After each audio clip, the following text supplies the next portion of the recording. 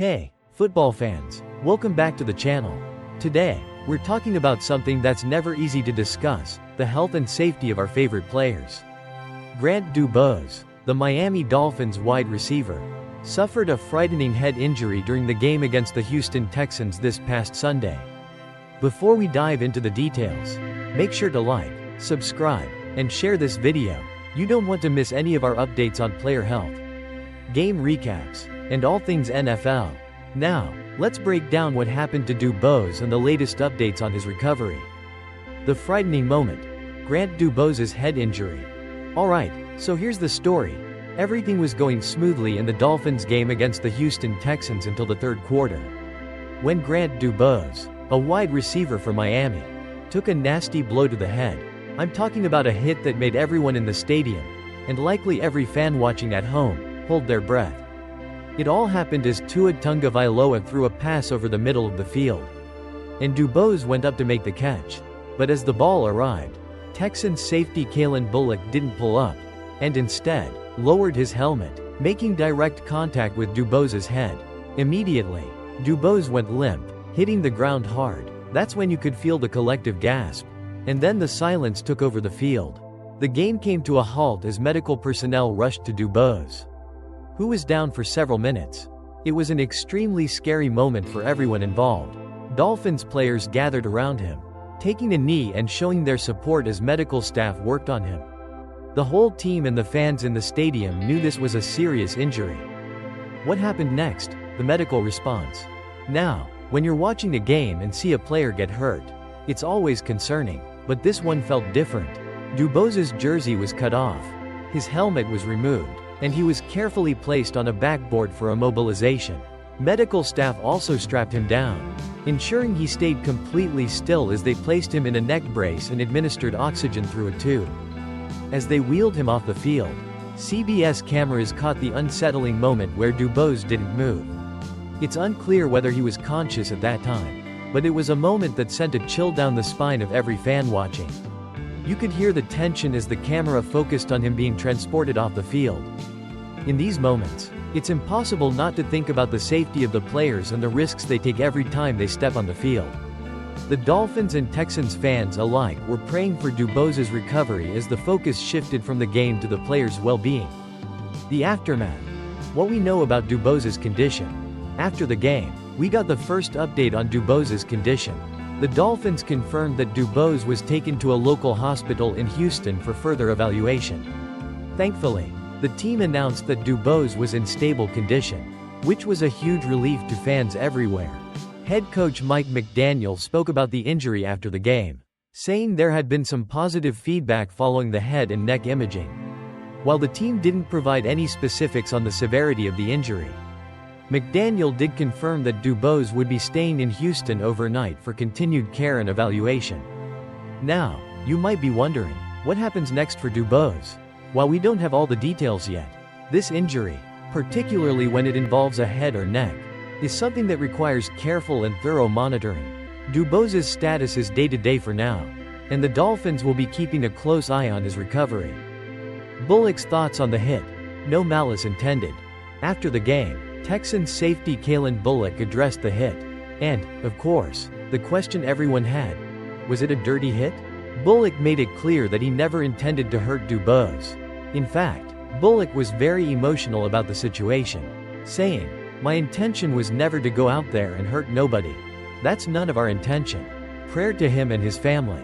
I hope he's good. I just saw the ball and I was just breaking on the ball. It just happened to be one of those types of plays. So, while it was a hard hit, it seems like it was just one of those things that happens in football." Bullock was simply doing his job, playing defense and trying to make a play on the ball. That doesn't take away from how dangerous the hit turned out to be. But it's good to hear that there was no malicious intent behind it.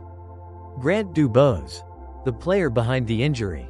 Now, let's take a quick moment to get to know Grant DuBose a little better.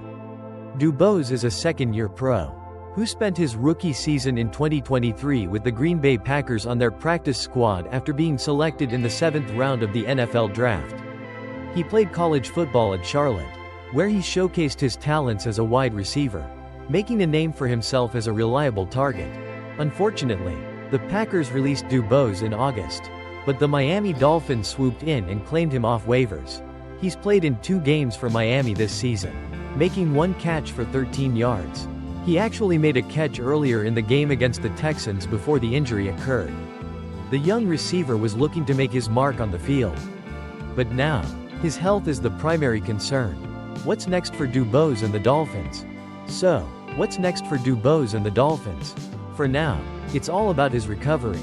The team will continue to monitor his condition, and we'll likely get more updates as the days pass.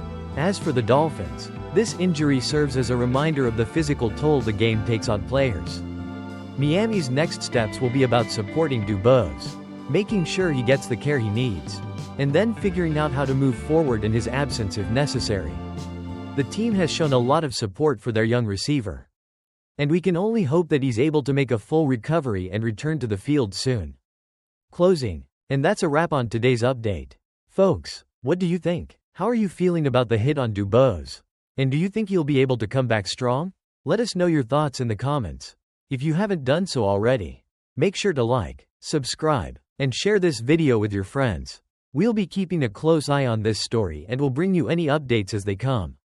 Thanks for tuning in, and as always, stay safe and enjoy the football season. Hey, football fans, welcome back to the channel. Before we dive into the Mahomes injury drama from this past weekend, make sure to like, subscribe, and share this video with your friends. You know, we're all about that NFL gossip and analysis. And trust me, you don't want to miss the next play. Ready? Let's go. Patrick Mahomes injury, the drama. Alright, folks, let's get into it because this past Sunday's game between the Kansas City Chiefs and Cleveland Browns was as intense as it gets. But not because of the score. Oh no. It was a Patrick Mahomes ankle injury that had the entire stadium holding its breath. In the 4th quarter, when Mahomes was running for his life, oh wait, was he running? He took a hit that left him limping off the field. And just like that, Carson Wentz stepped in to play hero. I mean, who saw that coming, right? The legend of Mahomes himself, the king of no-look passes and crazy comebacks, was suddenly out of the game. Now, I don't know about you, but I thought for a second I was watching a different sport, maybe some alternate NFL universe where Wentz gets a second chance. But here's what we know. Mahomes was hit hard by Ogbo Okoronkwo and Mike Hull Jr. in a combination that looked like they were trying to reenact a scene from The Matrix, legs tangled in a way that doesn't seem humanly possible. And boom, just like that, Mahomes limps off the field, and Carson Wentz takes over. Now, it's easy to say, well, it's just an ankle sprain. He'll be back next week.